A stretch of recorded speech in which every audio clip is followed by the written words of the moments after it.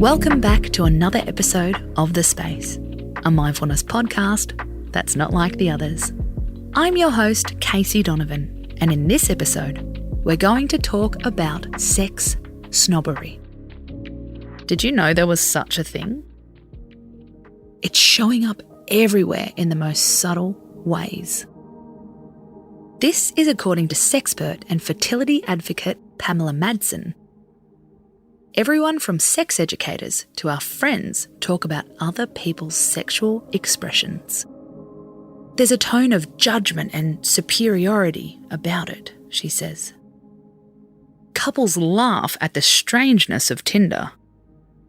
Singles talk about the mundaneness of couples. Maybe you gossip about how little sex so-and-so is having, or how many men another person is right swiping. Everybody's relationship with sexuality, gender and romance is simply their own, says Pamela.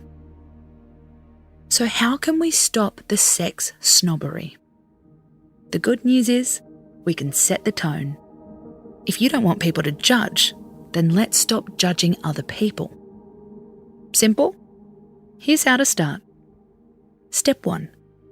Force a pause before you gossip. You probably do this already in a sense. When you're about to talk about someone else's sex life, stop and notice. Does it feel like your thoughts slow down? Is there a conversation in your mind? Should I really share this? Is it really my story to share? What could be the repercussions? Now mindfully go one step deeper. What is behind your urge to share this story? If you want to talk about sex, then do it. But talk about your own experiences. Notice how you feel if you turn the spotlight on yourself. How do you feel about your own sexuality? Are you in a sex drought? Do you feel sexually dissatisfied? Do you have any sexual regrets? Are you gossiping because you're projecting? This isn't about judging yourself. See your urge to gossip as a useful strategy.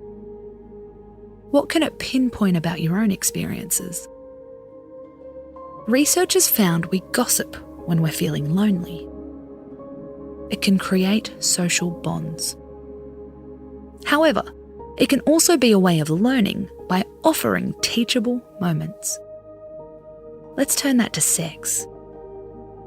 If your friend's in a sex drought, what do you want them to learn from that? How to project your own relationship? How to kickstart your own sex drive? If you cut through the judgment, there could be a learning curve underneath it. Step 2. Be mindful of false compassion. Watch out for any sentence that starts with, I feel sorry for ... Do you really feel empathy? Or are you faking it to clear your conscience? If you truly felt empathy, what positive step could you take instead of gossiping? Have a genuine conversation with them instead of about them. Share your own experiences. What's worked for you and your relationships? Or simply say, we've all been there, because we all have. The moral of the story? Everybody's sexploits are different. If you're craving gossip, it could be a sign that you're the one who's not connected. Question your motives. Pay attention to your emotions. Look for hidden messages. Make a genuine connection with the subject of your gossip. Sex lives are full of ups and downs. Let's cut the sex snobbery and try out some better bonding, or bondage if that's your thing.